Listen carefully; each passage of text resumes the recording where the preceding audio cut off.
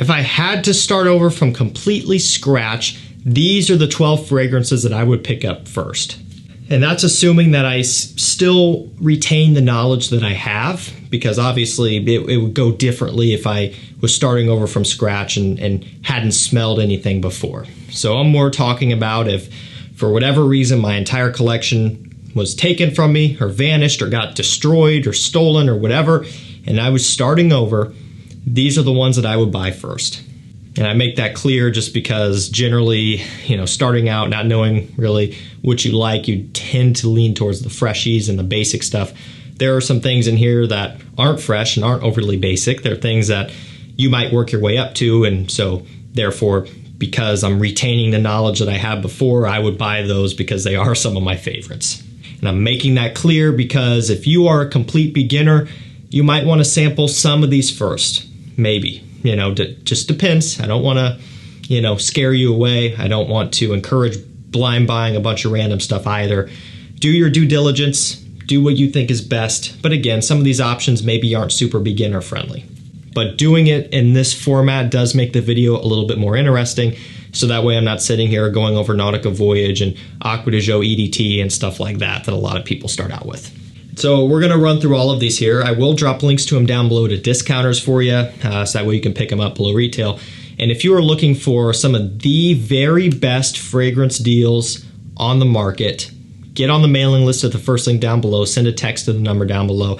Anytime something rare, discontinued, or hard to find comes in, talking BLEU Electrique, Dior Homme Parfum, The One Luminous Night, Invictus Aqua 2018, Prada L'Homme Intense below retail, all of that type of stuff. I send out a notification.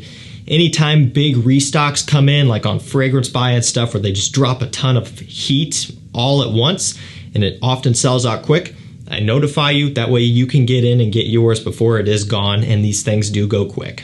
Alrighty, I'm going to start it off with Prada Luna Rossa Black. So it's really all about two notes for me. There's tonka bean and there's amber.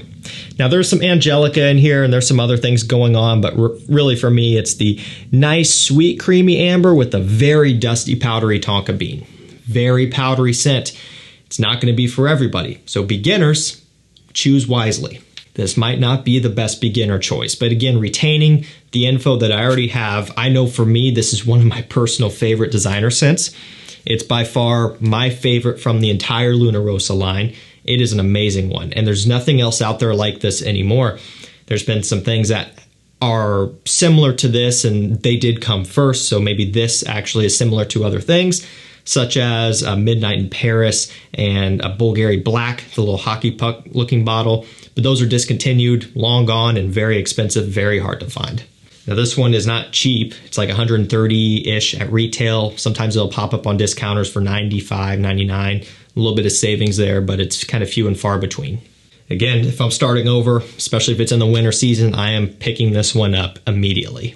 I would also be excited to get this one into my collection again, Valentino UOMO. Now, UOMO Intense, obviously. Dior Homme Intense, obviously. If I was starting over from scratch, like actually, I would have to spend an absurd amount of money all at once so quick, because there are so many things beyond this 12 that I would miss greatly. It's kind of disgusting to think about how much it would cost to rebuild, so I'm not going to think about it, but I would get this one back very quick. It's got hazelnut, chocolate, coffee, and leather in here. I love it. It's underlooked, really, to me. I mean, you see the Born Aromas being pumped out and getting talked about because they're new each year. You see UOMO Intense talked about highly, which it does very much deserve. Even UOMO Aqua for a while was really getting a good amount of talk, during the spring and summer months. But you don't see a ton about the original UOMO, and it's a shame because even myself, I put this one off. I bought all of the others first. This was one of the last ones I bought. It's crazy. And it's the first one of the line, but it is worth picking up right away. It smells great. It's nice gourmand. That coffee, chocolate combo is amazing. Good dose of leather in here. The hazelnut kind of gives it this nutty richness. It is a great smelling scent for a reasonable price on discounters. I gotta have it. And this next one is a brand new one. Why not? Now that it's out, now that I've obviously smelled it, and I've had it a few times to wear it here in climate control, I haven't had it outside yet. You'll understand why. It's one that I already know is special. It's one that I know is going to do very well once it really starts to consistently hit discounters and even retailers, which I don't think it officially has yet, but it will be there soon. And again, as soon as this one hits discounters, I will be notifying my mailing list and all of that good stuff. It's Le Male ELIXIR, continuing that elixir trend. You knew that was coming. So it's got honey, tobacco, vanilla, and tonka bean in here. It's a great one. It has a little bit of Le Male PARFUM, a little bit of the original with the aromatics and that vanilla, but the tobacco honey combo kind of puts it into a similar category and similar style as something like Xerjoff Naxos. Now, it's not close enough to be considered a clone. They're not redundant, but it puts you in that similar feel. Ultimately, out of all of the ones in the line, this one is going to be the most mature and most grown up and the most refined. It's basically the exact opposite of something like Ultra Male, which is very young, very playful, very sweet. Great scent with great performance. This is a fantastic release, and I mean, the presentation has to be by far the best out of the entire lineup. That is sharp. There's not a chance that I can live without Dolce & Gabbana The One EDP. It is one of my favorite nighttime relaxation scents after, going through the day, coming home, taking a shower, relaxing for the rest of the night. This is by far kind of the number one go-to scent that I apply just to kind of finish the night off, even in summertime. Like, I still do that same routine even now in, middle of June when it's super hot outside, obviously. And it shows, this is not even my only bottle that I've worn from. And this one is already, it's on its last legs. I've had it for a while. I've had my others for a while, but this tobacco, amber, grapefruit scent is one of my all-time favorite tobacco scents. I absolutely love this stuff. It's, about $60 for 100 ml on discounters, and it is worth every single penny. One of the best date night fragrances ever created. We'll go with Ralph Lauren Purple Label up next. This one's got blackberry, there's coriander, there's a lot of oak moss and some sage aromatics. The oak moss gives it this kind of green, cooling, masculine, kind of woody smell. It kind of gives it a mature feel as well. So this one, it's not nearly as playful and juvenile smelling as a lot of their other offerings these days. This one is very much more of a classic style. But I think it's great. And for what it's worth, I think it's safe to say that a very popular release like Bond No. 9 Bleecker Street was somewhat modeled after this. That one uses blueberry, this is blackberry. There are differences for sure, but there are also some similarities. And this one did come first by a span of several years. I don't remember exactly what the gap is, but it's pretty significant. And I'm not saying Bond No. 9 Bleecker Street is a clone of this either, but I'm saying that there could have been some inspiration drawn from that. This isn't a whole lot more affordable than that one, and again, they are different overall. So take your pick, sample them, try them out, but if I had to choose one, I probably actually would choose Purple Label. I think it's really good, very delicious, very unique. We'll go with something like Bond No. 9 New Harlem. Nice little segue there. It is probably one of my favorite gourmands ever. There's a lot of Killians, which are fantastic coffee scents. This is also a coffee scent. It's hard to pick a favorite. This is definitely at the very top of the list, within the top 3, top 4 for sure. It's got coffee, lavender, and vanilla. So a coffee scent, like I said, but also it kind of smells like, and this is bizarre, it really smells like syrup. Like, probably not like true maple syrup from Canada, not the good stuff, but it smells kind of like just the syrup that you would buy in a bottle that's cheap, that's mass produced, here in America, just general cheap stuff. And I'm not saying the scent is cheap or that it smells cheap. It's actually not. But it has that type of syrup smell, just the cheap stuff that you put on your pancakes in the morning. It is an overwhelmingly sweet scent, probably sickening sweet to some people. So really sample this, or be careful. If you don't like sweet, heavy gourmands, you will hate this. For me, I love it. This is really cool to me. It's something that I don't smell anywhere else aside from like a breakfast type of deal in real life. So definitely one I have to have around. Narciso Rodriguez Bleu Noir Eau de Toilette Extreme version here. Now this one has citruses, musk, cedarwood, and a nice little ice accord. It does have a bit of a frosted, kind of refreshing, bright smell, drying down to that very traditional Bleu Noir DNA, the musk and the woods. Love the frosted glass bottle. It's very indicative of the scent itself. It's crisp, it's cooling. It's great for a very hot summer day where you still want something with a little bit of a woody depth and a little bit of a heavy base. I shouldn't say heavy, not like super sweet, but a lot of summertime scents for really hot days when it's, you know, miserable out. They're going to be just all citrus and that's it. Not a whole lot of base to them. They are kind of fleeting. This one, it has that kind of refreshing feel to cool you off, but it also has some substance in the base and the dry down to kind of make it go a little bit longer. I'm a really big fan of it. I think it has great quality for the price and definitely one I want to have around. We'll toss in another brand new one because here's my explanation. It's Acqua di Gio Parfum.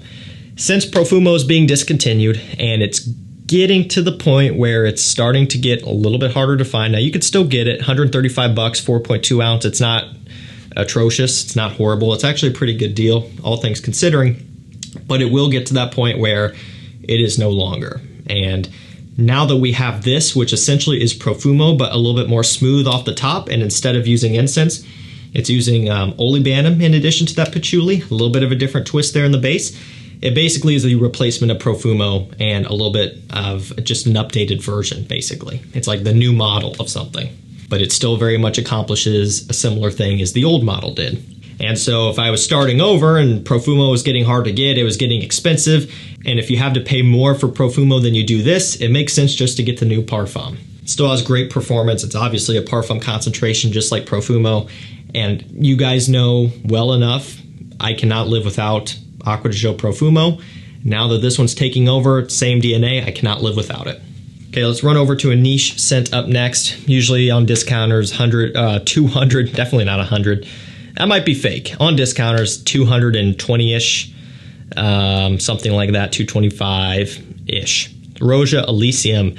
It's all about the vetiver, it's all about the black currant, it's all about the apple, the bergamot, the other citruses, the other fruits that's in here, the ambergris, ambroxan. It's their take on a blue scent, but it's unlike all of the other blues. So that's kind of where this one stands out. And what makes it different is the fact that it's using a lot of vetiver here. It's one of the main compounds in this one. So it gives it a clean, soapy freshness, and also a very classy upscale kind of smell also. You know, something like Sauvage EDT and Dylan Blue, those are a little bit more young. This one has more of a mature aspect across the board.